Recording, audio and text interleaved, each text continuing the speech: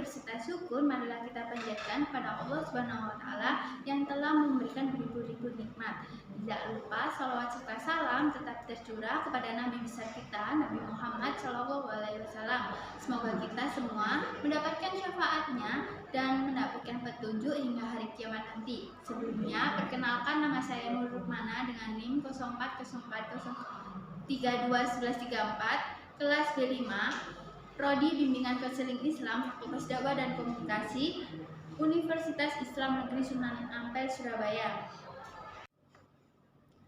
Inilah kisah dakwah Nabi melakukan dakwah berbagai penguasa saat itu. Kisah ini ada dalam suatu chapter buku Sejarah Hidup Muhammad, karya penulis Mesir yang bernama Muhammad Husain Haikal.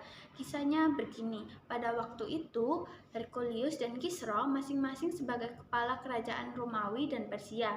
Dua buah kerajaan yang terkuat pada zamannya merupakan dua orang yang telah menentukan jalannya politik dunia serta nasib seluruh penduduknya. Perang antara kedua kerajaan ini berkecamuk dengan kemenangan yang silih berganti. Seperti yang sudah kita lihat, pada mulanya Persia adalah pihak yang menang. Ia menguasai Palestina dan Mesir, menaklukkan Yerusalem dan berhasil membawa salib besar atau The True Cross. Kemudian giliran Persia mengalami kekalahan lagi, panji-panji Bizantium kembali berkibar lagi di Mesir, di Suriah, dan di Palestina.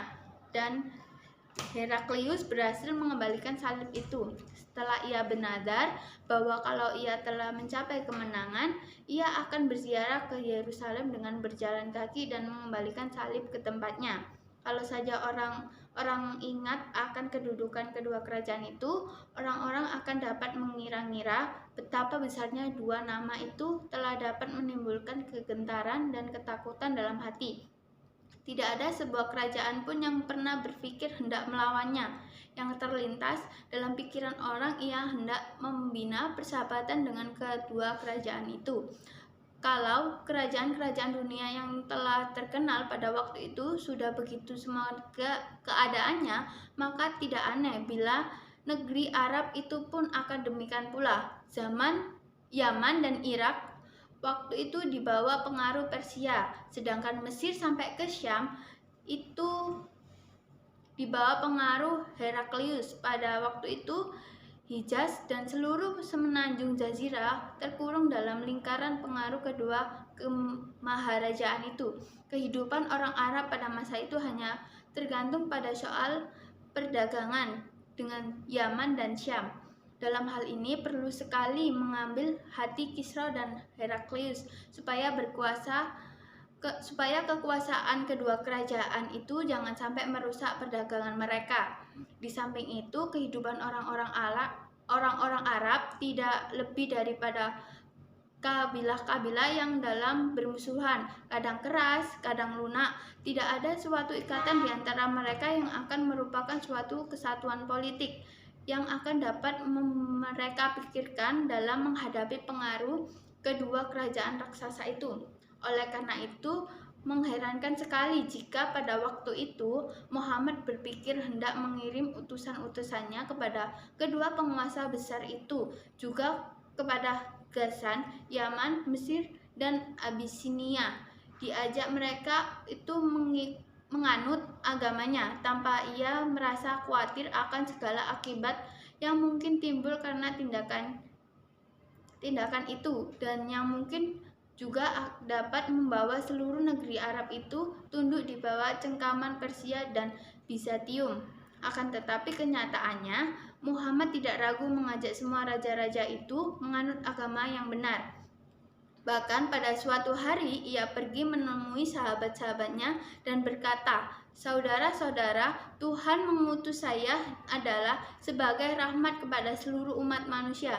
Janganlah saudara-saudara berselisih pendapat tentang saya, seperti kaum Hawariyun atau pengikut Al-Masih tentang Isa dan Maryam." Rasulullah SAW kata sahabat-sahabatnya, bagaimana pengikut-pengikut Isa itu berselisih pendapat. Ia mengajak mereka kepada apa yang Seperti yang saya ajak saudara-saudara, orang yang diutus ke tempat yang dekat, orang itu menerima dengan senang hati.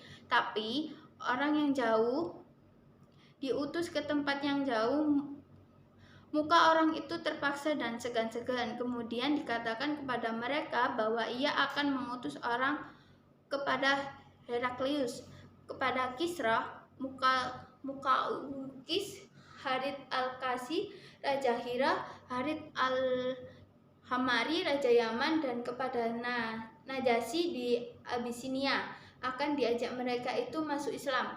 Sahabat-sahabatnya menyatakan mereka bersedia melakukan itu.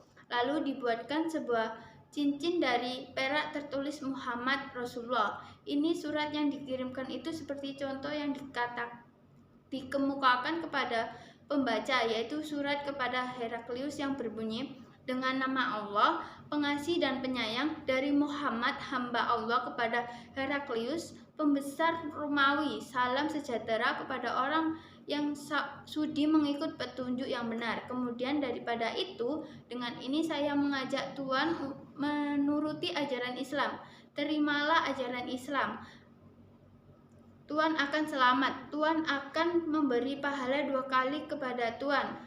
Kalau Tuhan mengelak, maka dosa orang-orang Arisyiyin menjadi tanggung jawab Tuhan. Wahai orang-orang ahli kitab, marilah sama-sama kita berpegang pada kata yang sama antara kami dan kamu, yakin bahwa tak ada yang kita sembah selain Allah dan kita tidak akan mempersekutukannya dengan apapun, bahwa yang satu tak akan mengambil yang lain menjadi Tuhan selain Allah. Tapi kalau mereka mengelak juga, katakanlah kepada mereka, saksikanlah bahwa kami ini orang-orang Islam.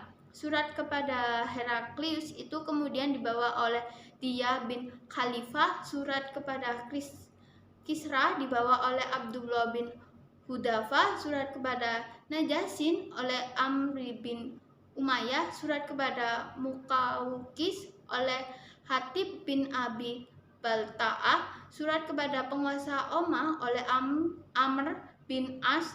Surat kepada penguasa Yaman oleh Salid bin Am. Surat kepada Raja Bahrain oleh Al-Ala bin Al-Harsrami. Surat kepada Harith al-Ghasani, Raja perbatasan Syam, oleh Suja bin Wahb.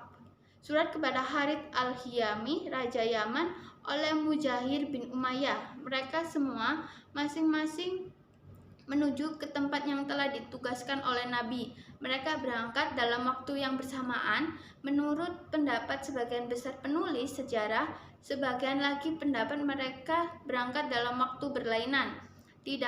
Tindakan Muhammad mengirim utusan ini memang luar biasa sekali dan menakjubkan.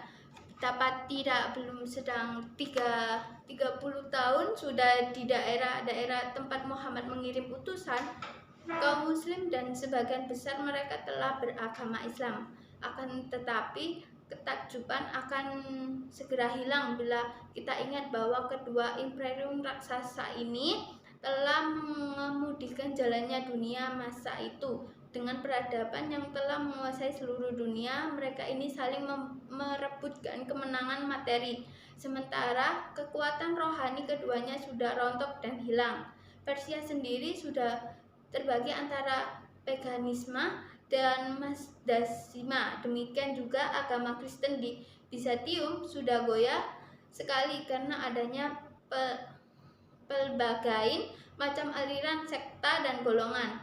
Ia sudah tidak lagi merupakan suatu ajaran yang utuh yang dapat menggerakkan dan memberikan tenaga hidup dalam jiwa manusia.